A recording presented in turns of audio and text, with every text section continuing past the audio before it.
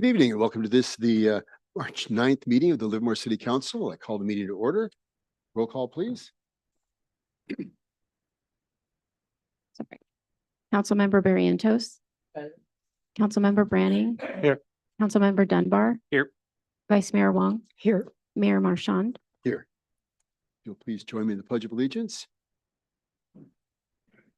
I pledge allegiance to the flag of the United States of America and to the republic for which it stands, one nation, under God, indivisible, with liberty and justice for all. Thank you. Question for the city attorney. Is there any reportable action from the closed session? The closed session's continued, correct? Yes, no reportable action. Thank you so much. Okay, no proclamations or presentations, no advisory body appointments. Now we'll move into the open forum. This is an opportunity for people to speak on an item that is not on the agenda. The city clerk will tell public how they can participate. We have two speakers. The first is Sai Metin. Okay. Yes, this is on already. Good evening, Honorable Mayor and City Council members. There's two things happened since I was here last time. Number one is United States of America have decided to get rid of the bad government of Iran, which I'm born over there, and the terrorists, they were creating terrorists all these years. And I'm very happy and thankful to the people of United States of America. And I'm really honored to be an American. And my son, who was in the college, decided to go join the United States Air Force after 9/11. And I'm honored to say that. And that's number one. Number two is I moved from Pleasanton to Livermore, beautiful city of Livermore, and to dedicated myself. I'm a telecom professional, but changing my direction to become an educator. And I joined Livermore School District and really worked hard for so many months. And the goal was to become a physics teacher, but unfortunately, some issues that they have, I was terminated. And I just want to let the city know that this is not fair what they did. And that's all I had to say. Thank you very much. Thank you. Next speaker. The next speaker is Molly Scheid.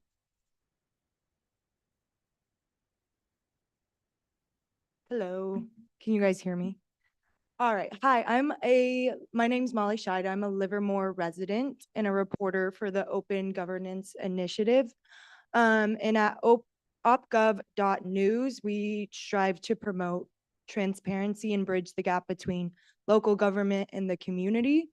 So I've already started covering some local stories as well as city council meetings, but I wanted to come here tonight to hear directly from you guys about the most pressing challenges facing Livermore and for residents here or listening at home. So I will be following up with council members via email. And then if anyone is listening at home or here tonight and wants to share their stories or perspectives, you can email me at molly.s@lead4earth.org, for like the number. And that's it. So thank you. The address again, please. What was that? What was the email address again? Molly, MOLLY.s@lead4, for like the number, earth.org. Thank you. Yeah, thanks.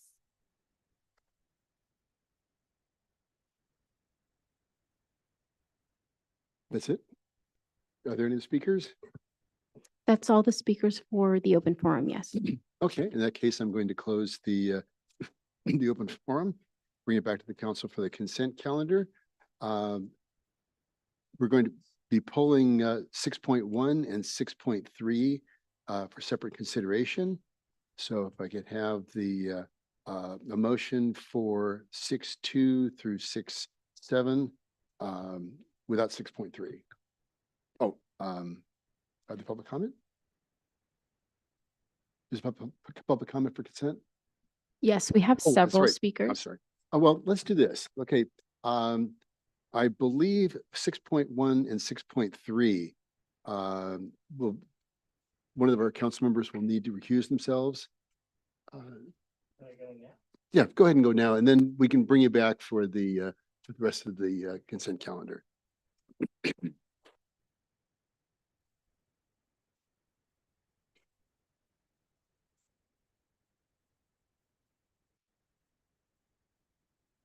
Okay, so 6.1 and 6.3, do we have any public comment for 6.1 or 3?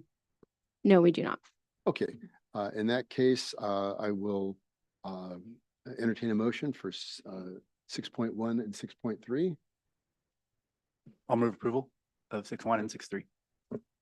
Motion made by Councilmember Dunbar, I'll second. seconded by Vice Mayor Wong. Any discussion on the motion? All in favor? Aye. Any opposed? Any abstentions? Passed unanimously. Okay, if you could bring in Councilmember Barrientos again.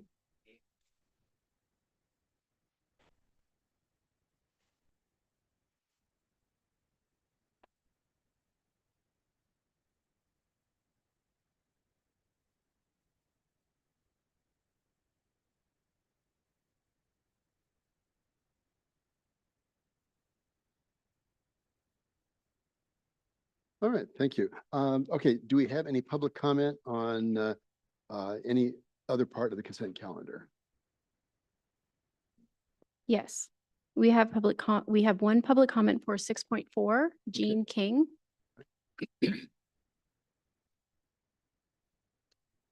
Ms. King, 6.4.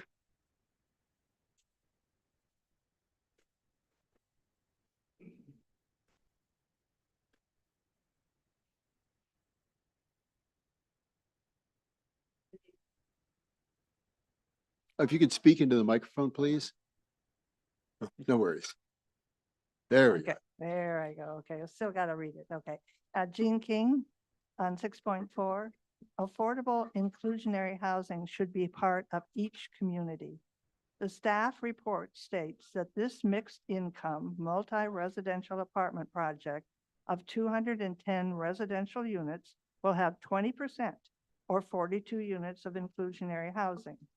The affordable units will be integrated throughout the project and constructed to the same standards as market rate units, including comparable amenities, fixtures, and finishes, which I hardly agree with.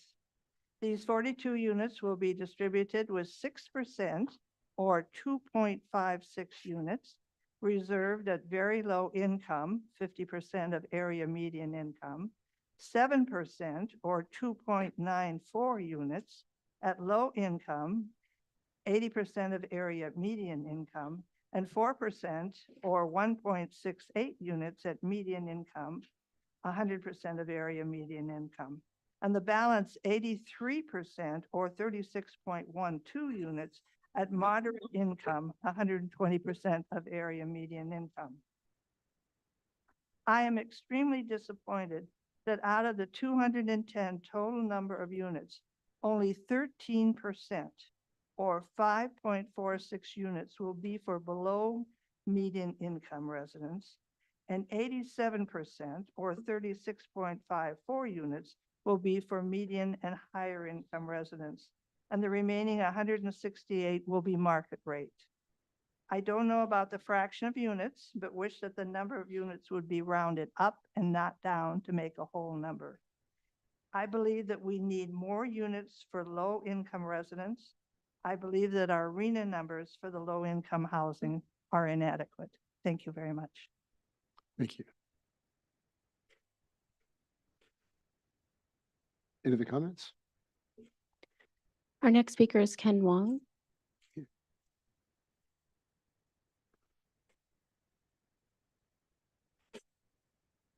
Hi, Mayor and Council members. My name is Ken Wong. I serve on the Board of Association, the Wine Grower Associations. I'm here to speak and strongly support of the Livermore Wine Heritage District for the next 5 years. And over the last 5 years, our the associations, the district has made tremendous progress and also make a lot of progress over the last, since the inceptions. And our region has actually gained a lot of increasing recognitions, both nationally, locally, nationally, and internationally. So our wine, the quality of our wine has also continued being increased, the quality of wine, and be gaining reputations as our wine growers and our wine makers are working really hard to actually gain and compete with other wine districts. The district also has support educational programs that can actually keep our wine professionals updated, current, and with new skills as well. We are committed to continue to support we're continue to commit ourselves as partners and advocates for the greater of the Livermore wine community, as well as the community as well. We're gaining additional visitors to the areas to support our local restaurants, shops, and local business. So in short, the wine district is actually working well. And I would like to encourage the council to continue to support the district over the next 5 years so that we can continue to build on this momentum going forward. And I thank you for your time and consideration. Thank you. The next speaker is Alan Marling. Mayor and council members, this is in regards to item 6.5, which is where Livermore will spend over $1 million on Microsoft 365 licenses. Not only is the thought of putting more money in the pocket of Bill Gates disgusting, but the quality of Microsoft is too low and the cost too high.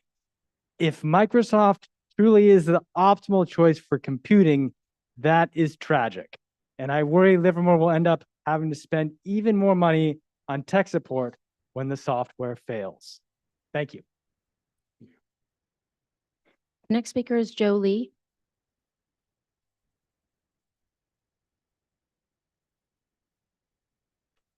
Well, I came with the mistaken assumption that maybe this had already passed, and I had prepared a well shucks statement saying, well, it was a lofty goal to migrate to a free software office suite like LibreOffice. So I didn't expect much change immediately. I was going to propose, though, something similar to what the government of Denmark did, which was it migrated half the systems to as in a pilot program to see how that went and made observations.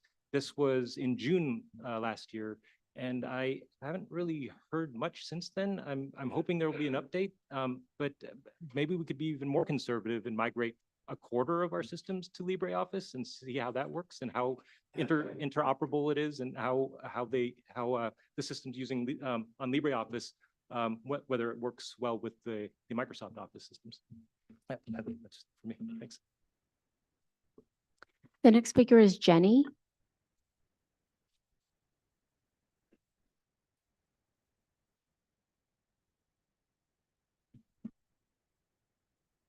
Good evening, Mayor and council members. My name is Jenny O'Leary, and I'm speaking on matter 6.7.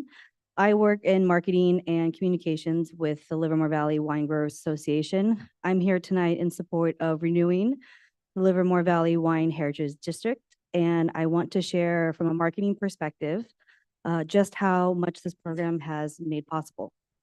The Heritage District funding has given us the ability to show up where it matters.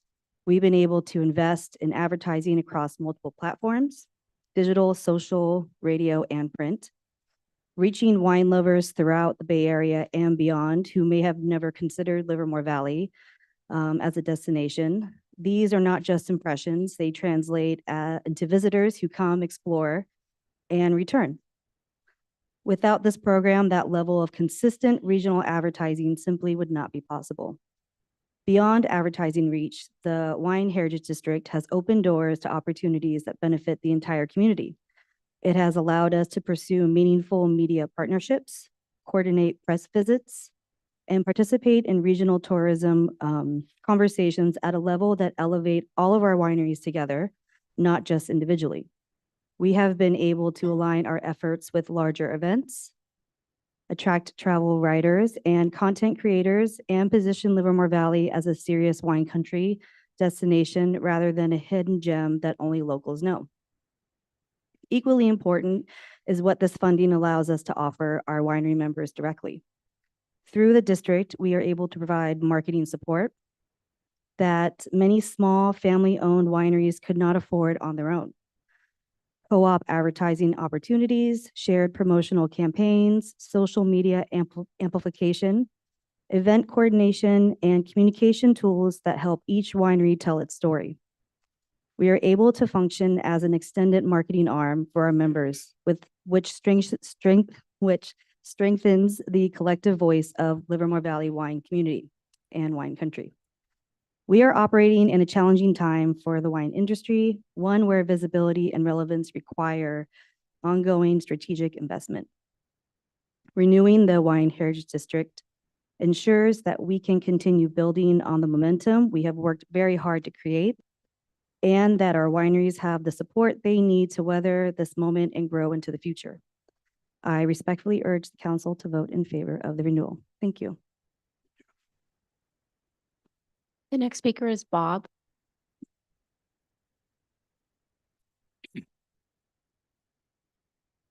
Also discussing the Heritage District, and after Jenny's speech, I think I'll just copy portions of hers. She did such a great job.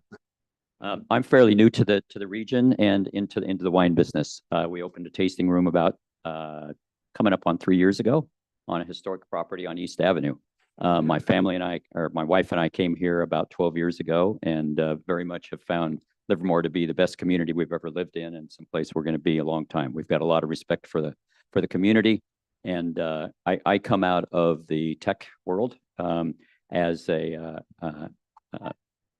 leader in several publicly traded companies, so I can bring a fair amount of objectivity to this as well. Several things that I've observed that I consider very favorable about the Heritage District. Besides some of the points that Jenny made of marketing, of visibility, and our visibility now, Livermore's visibility now, is not just qualitatively improved, it's quantitatively improved as well. The data out of various competitions, including the SF Chronicle, really have put Livermore in a very strong position, and we are definitely on the map now in areas that we previously wouldn't have been. I'm in the tasting room almost every day we're open. I frequently am talking to customers about how the Heritage District and what we're doing is received, and it's received very well.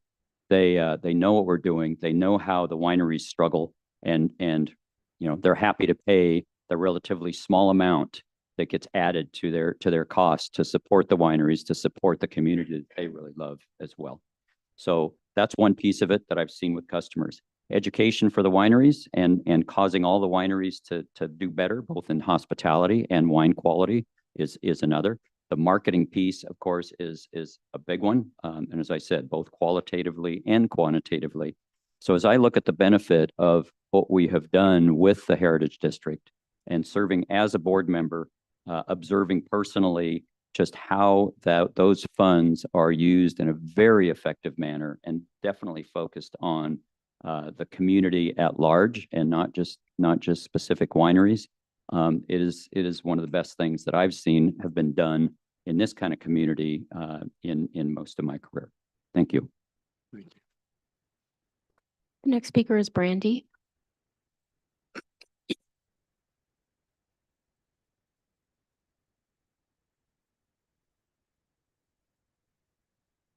Good evening, Mayor and City Council members. I'm Brandy Lombardi, Executive Director, and I'm here tonight and speak to speak in support of renewing the Livermore Valley Wine Heritage District on behalf of the Livermore Valley Wine Growers Association. I would be remiss to not start with thanking Brandon, Jake, and Teresa for their tireless effort in supporting me and supporting this process as we move through the task of renewal. This program has become an essential funding source for supporting and promoting the wineries that represent the Livermore Valley wine country. It helps bring visitors to our community, strengthens local businesses, and creates opportunities for collaboration that benefit not only the wine country, but our larger Livermore Valley. Right now, the wine industry, as all of us know, are facing significant headwinds. Across California and the wine countries that surround us, wineries are dealing with shifting customer trends, higher production cost, and a noticeable slowdown in wine consumption. During times like this, programs that support regional visibility, collaboration, and tourism are more important than ever. The Livermore Valley Wine Heritage District functions as one of the spokes in the wheel that helps sustain our wine country. It connects marketing, events, and visitor engagement in a way that introduces people to the story and the history of Livermore Valley wine country. It allows and encourages them to explore the wineries, vineyards, and businesses throughout our valley. This partnered with plans in the works to enhance the Vasco Row expansion, to increase the gateway and winery signage, the additional funding and support for the sewer expansion, the support and funding for additional lodging, and the commitment to strategic and collaborative marketing ensure a strong vehicle for us to be a major wine country destination for the Bay Area and beyond. Having all this in balance strengthens the entire economic ecosystem, from growers and winemakers to restaurants, hospitality, and small businesses that depend on wine tourism. It also reinforces the connection between us and the city of Livermore and the agricultural heritage that surrounds it.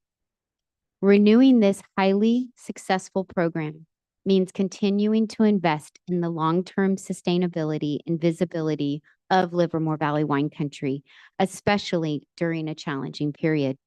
I respectfully encourage the council to support our renewal request of the Livermore Valley Wine Heritage District and help ensure that our wine country continues to thrive for years to come.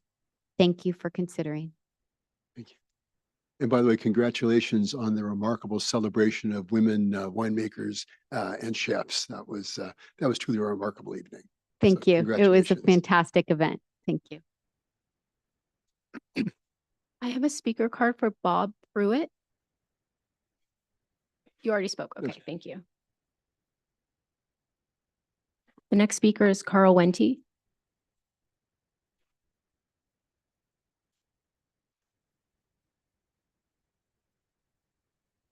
Mr. Mayor, City Council, as always, thank you to those that serve in this experiment and those that put on a bulletproof vest to go to work. We salute you. Those that protect first responders, we salute you. To the staff, the city of Livermore, thank you all for what you do. Continue to do open government of the people, by the people, and for the people. I'm the vice president of the Growers Association. I've had the Growers Association and that which governs the Heritage District as well. I think very importantly that I haven't heard before, but I think it's evident, is just the impeccable integrity of governance that we have all the way through that system to make sure that we are representing ourselves well and that you all can vote with great confidence that we are doing the right things for the health and ongoing sustainability of Livermore Valley wine country. So I salute you all in advance. I want to echo to Mr. Cardwell for leaning in, and how are we going to go to Mr. Ross. Thank you so much as to how you're looking at how we can have this industry thrive and go on. I think what we're seeing out of other regions following this model as a great example is the best kind of complement that we could have. So we were early out in it, and this wouldn't have worked without Brandy Addington and the leadership she's bringing to the table, the collaborative nature of how she shows up for this, because it takes a village. Mr. Ken Wong, I salute you for being chair coming up of the association. Good on you, Mr. Pruitt, for how you shown up. Darcy Kent, who's been part of this and been awesome all the way through. Madam President Gina Cardero. I'm not going to be able to mention everybody because My mind's not working great right now, but all the names of the people that have been on the board that are serving to make our wine country the best place it could be. So I want to say thank you in advance for your consideration. It's well run. We are doing the best we can with the dollars to continue to promote this region. Your citizenry has obviously spoken that their wine country is very important to them and the ongoing success we've seen through Measure P, we've seen through the polling, seen through the things we have going forward. So thank you in advance for your consideration. Again, thanks to those that protect us. Thanks to those that are crazy enough to run for elected official in this world, country, state, city as we go. But it only happens when you all show up. So thank you again. Brandy is doing a rocking job. Jenny, I should have mentioned you too. Thank you for what you got going. For all those people I forgot that you know you're doing as much as anybody, thank you as well. There are no other speakers. Okay, in that case, I'm going to close the consent calendar comment period. Bring it back to the council. Any questions or comments? Councilmember Branding. All right, a couple of things. First of all, this is a really packed consent calendar, so a lot of really great things on here for anyone. I know sometimes we pass all of these, just as a motion, they're not talked about. There are two items I wanted to talk about really quickly. First of all, on the Wine Heritage District, I just want to say like how awesome I think the work you guys have been doing is. It's an incredibly efficient organization too for the budget. Like the dollars you're spending, administrative costs are relatively low compared to other organizations of its size. You're really spending the money directly on, marketing, promotion, training, making sure our wine growers are the best they can possibly be and are really getting the recognition that they deserve. For staff, I want to thank you for working with the wine growers. They're an integral part of our community, an integral part of our culture. This is just one small part of our partnership. And so I continue to encourage staff, like the wine growers are one of the backbones, one of the pillars of our community, and really doing all we can as a city to support them. This isn't the only thing, but it is one big thing. The other item I wanted to talk about a little bit is 6.5 on the Microsoft license. I've been speaking with staff about this. I've had conversations with Mr. Lee about it. And at this time, I am comfortable moving forward with the license for the 5-year recommendation. My conversations are, we just really aren't in a place yet where we're ready to move forward on open source software. However, I would like to continue that conversation with staff. This is a 5-year window. I know things don't always move at the speed of, government doesn't always move at the speed people would most like it to move at. However, I would like us to take this 5-year period to really examine deeper, are there opportunities and options in the open source software, because this is a large amount of money and not necessarily, I agree with Mr. Lee actually, that I don't know if we're necessarily getting services that are not replaceable with a more affordable option. I've started using actually LibreOffice just a little bit. I've realized I don't actually do as much word processing as I used to in my current role, but it's very functional. It took a bit of a learning curve for me to figure out how to use it, but then it actually has proven to be more powerful and have more options. So I've quite enjoyed it actually as an option.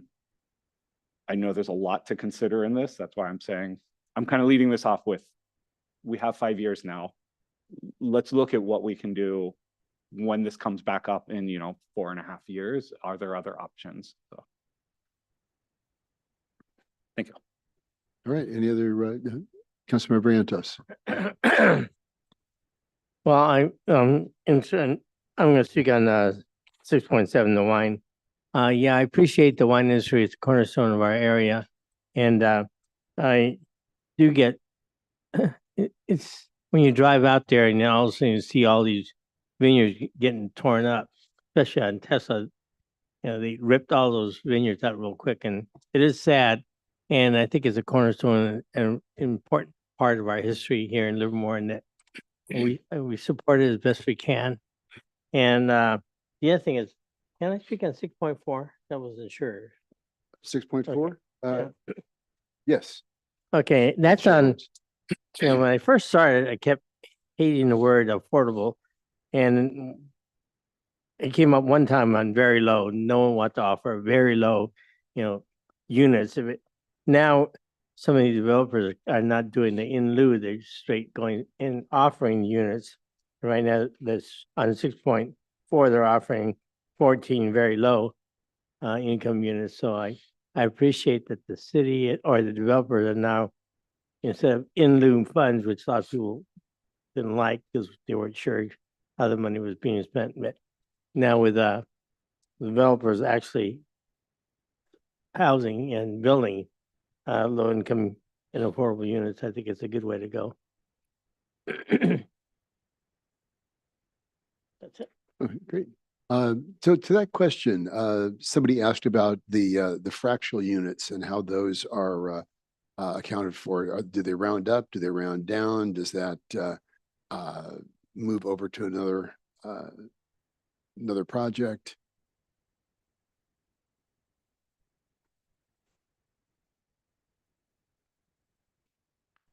Thank you, Mayor and Fran Earl. I'm the Housing and Human Services Manager. To answer your question, Mayor, they do round. So if there are fractional units that they're added up and then attributed to the lowest income unit. So in this case, the very low category got an additional unit. Okay, no, it's just so we do make it up somewhere. We Okay. do make it up, yes. Okay, great, Yeah. thank you. Councilmember Dunbar. I'll just add to echo what Councilmember Branning was discussing on the licensing contract. I expected Mr. Lee to appear, so thank you and keep at it. Like Mr. Branning or Councilmember Branning, we're not at a position to move forward towards that just yet. I think Mr. Lee acknowledges that as well at this particular time. Take a look at the way that this licensing structure is done at the state level. It's a giant statewide contract that's bid down to lower groups, and that keeps the cost competitive. If there's a state level competitive contract for an open source, that would make it a lot easier for a lot of different cities to know that they have the security background for local agencies to take this on going forward. Thank you. Vice Mayor? I'll be brief because I'm basically echoing what council members Dunbar and Branning said. I also would like to see us use this 5-year period to consider open source software, and I like the idea of perhaps piloting a smaller piece of it as a test. And I wanted to thank all the wine grower folks who are in the room tonight. I know wine growers start their days very early, so I appreciate you being here in the evening. And I agree that what the Wine Heritage District has done in marketing and promoting our wineries has pound for pound been one of the most effective uses of the money that I've seen. And I'm constantly reading about Livermore wine, and almost anytime there's an article about wine now, we're mentioned, and the success of our wines and competitions and all of that is really exciting to see. And in these challenging times, this is needed more than ever. And I really appreciate the work you all do and put in on your own time outside of what you already do with your own businesses. So thank you so much. Just one other quick question. I know that some cities, the requirement to maintain affordability is limited to 5 years. How long of a window do we have requirement to maintain affordability? I'm talking about 6.4. Mr. Mayor, Paul Spence, your Assistant City Manager, 55 years is the requirement 55, here. okay. Yes, Thank you very much, because some of the jurisdictions, somebody hits they hit the lottery.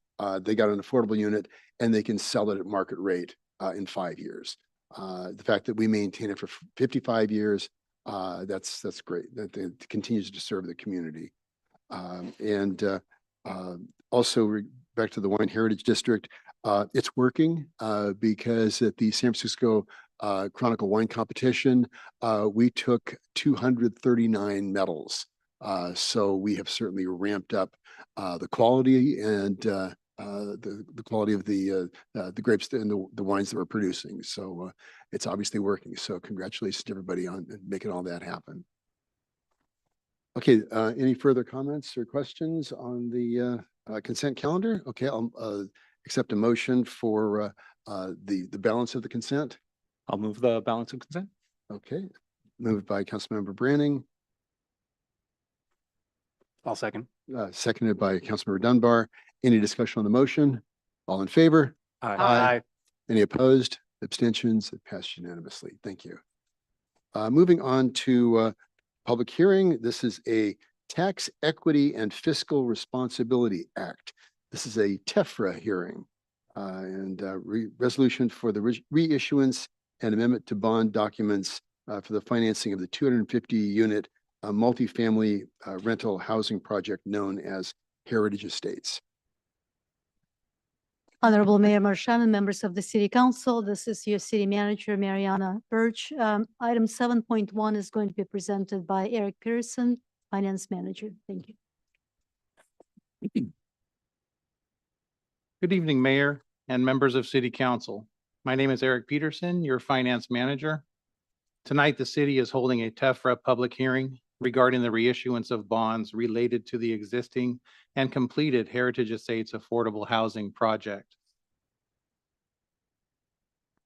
In 2005, the city's former redevelopment agency was the conduit issuer of tax-exempt bonds that provided financing for Heritage Estates, a 250 unit affordable housing project. The borrower, Heritage Estates, is looking to amend the bonds, which cause a reissuance of bonds under federal tax rules, and this action requires a public hearing and City Council approval. This resolution before you has three main elements.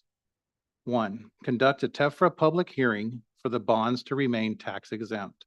Two, approval of a supplemental indenture required because the city acts for the former redevelopment agency as a conduit issuer. Three, approval of subordination agreements to confirm that a loan made to the project by the redevelopment agency in 2002 will stay subordinated to the bonds. As the conduit issuer, the city is not liable to repay the bonds. Staff recommends that the City Council conduct a TEFRA public hearing regarding the reissuance of multifamily housing revenue refunding bonds to refinance the original bonds used for the acquisition and construction of Heritage Estates, and adopt a resolution approving the reissuance of the bonds, the amendment of the documents relating to the bonds, and other related agreements and actions. Once again, as a conduit issuer, the city is not liable to repay the bonds. Thank you. Staff is available for questions. Okay, any questions for staff? Do we have any public comment? We have two public comments. The first is Jenny. I think that might have been for the for consent. We have one Alan Marling.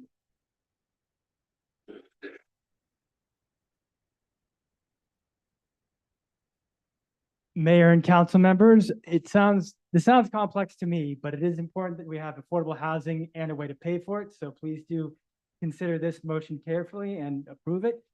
I and other speakers today have had the good fortune of already having housing in Livermore. My work is also in the Tri-Valley, and my commute is only 15 minutes. My coworker is not so lucky. She lives outside the Tri-Valley and has to commute an hour and a half. She's at the mercy of traffic and sometimes will arrive late. We work in a health field. When she arrives late, the team suffers and treatment suffers. When she arrives tired, the team suffers and treatment suffers. If she arrives frustrated because she spends her free time in congestion, rather than sleeping, relaxing, or with her family, then the team suffers and treatment suffers. Affordable housing and housing writ large helps everyone, both workers and current residents who depend on that work. Also, my coworker is a person of color. Minorities disproportionately benefit from affordable housing, and it is also a matter of racial justice. On the subject of affordable housing, I was shocked but not surprised that Jean King opposed item 6.3 on the consent calendar. because it didn't have enough affordable housing, or so she says. But with curious frequency, Jean King finds a reason to oppose development needed by the city. And if she truly cared about affordable housing or social and racial justice, Jean King, you would not have bankrolled campaigns and lawsuits to oppose Eden housing. Jean King, I want you to hear me when I say your hypocrisy is detestable and your obstruction is harmful, classist, and racist. Thank you.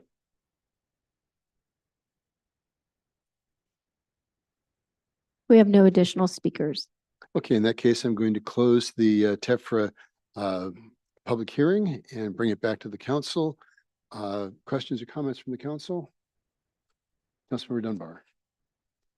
Just a comment in broad sense, just to note that although this was through bond structures and through the redevelopment agency, this is an example of a project where in lieu fees do go to a specific use case where residents need special services, and having them in that group is very important. It is typically our policy that the units be distributed wherever possible, but there are use cases where those in lieu fees are very important. And even though we don't have redevelopment agencies anymore, this is one such example for this type of thing, not in the specific instance. But other than that, I don't have no further comments.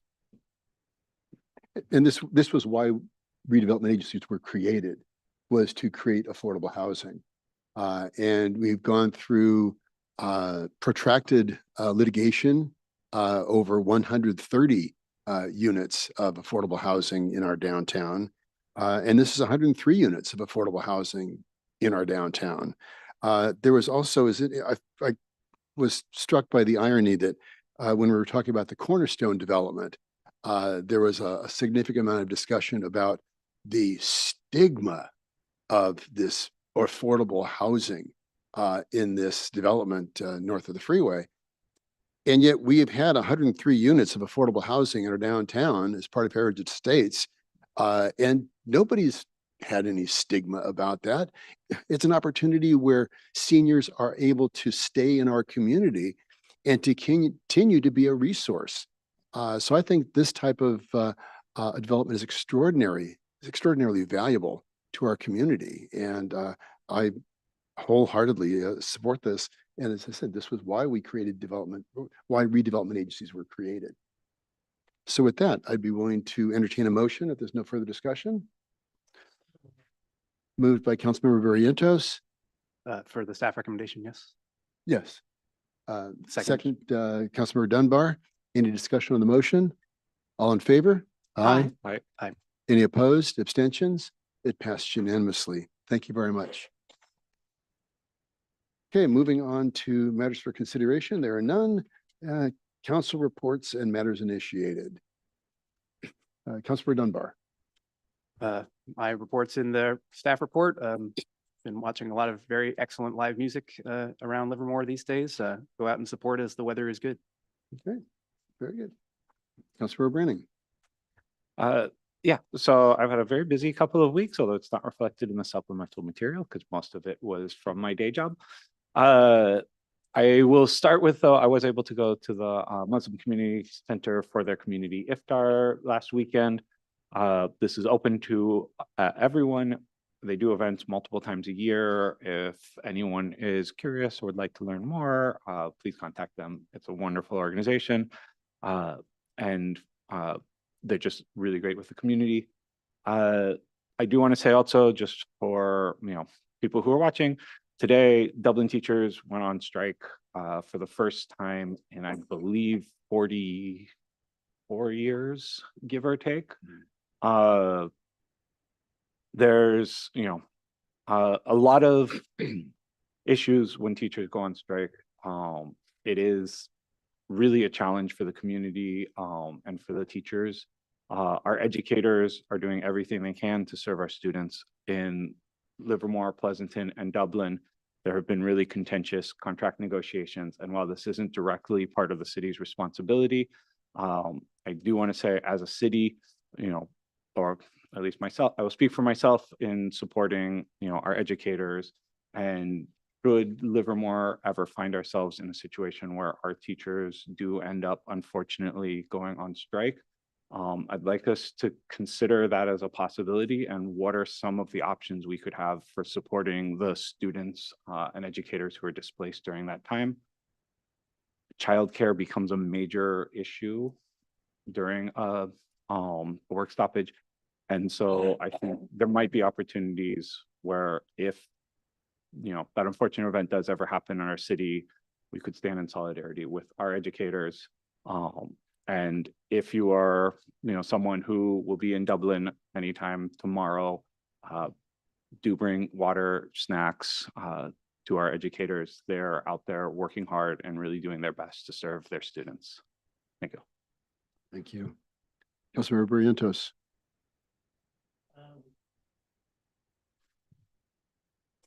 Because one of the things I don't report because I'm on Lions Club. I'm sure you know that we had a big fundraiser this weekend, and like I had a guest buyer, Bob Carning, came by and purchased a bucket of chipino.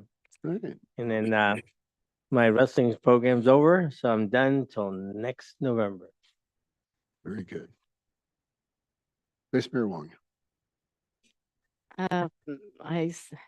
Went to a lot of things, but I You were just wanted busy. to bring up a couple of events. One is Mayor Marchand and I joined Livermore Valley Chamber at the opening, the ribbon cutting for Imperial Dade, which is a distribution super center.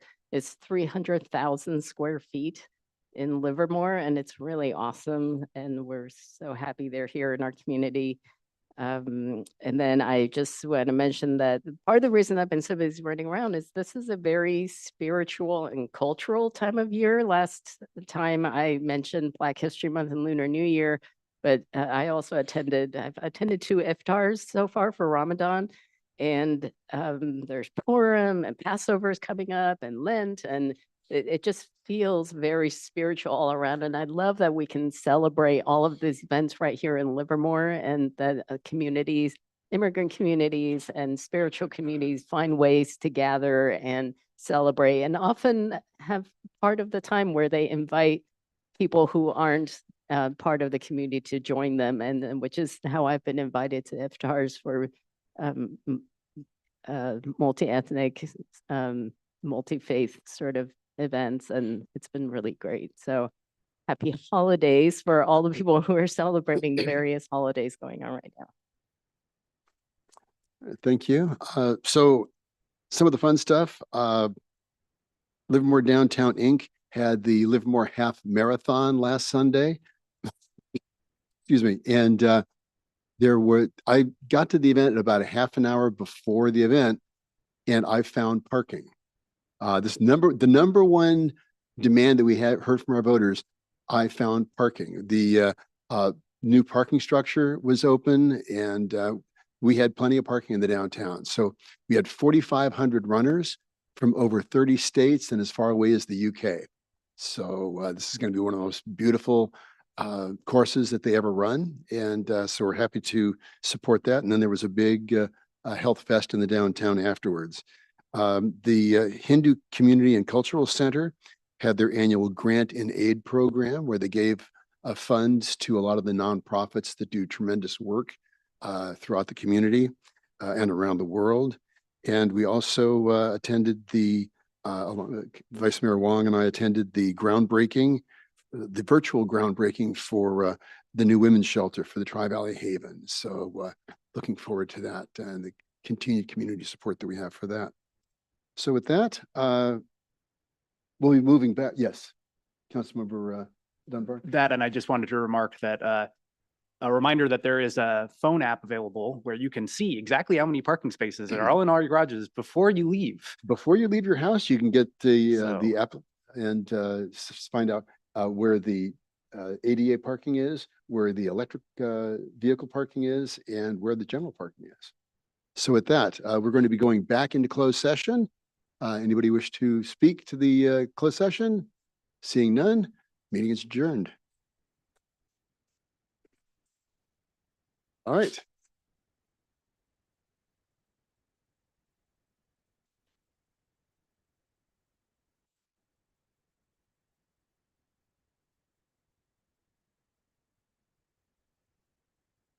I know all this stuff.